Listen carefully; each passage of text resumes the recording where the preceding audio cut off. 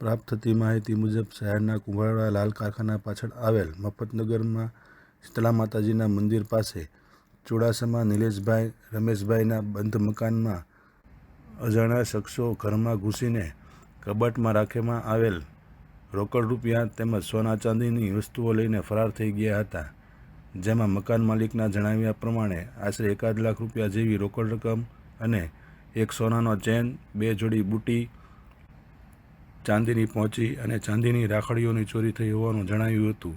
આ બનાવને લઈને પોતળા પોલીસ સ્ટેશનમાં જાણ કરવામાં આવી હતી।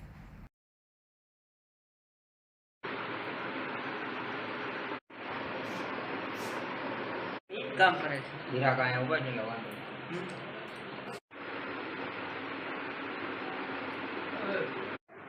મોટાભાઈ તમારું નામ, કયો વિસ્તાર છે અને શું બનાવ બન્યો હતો?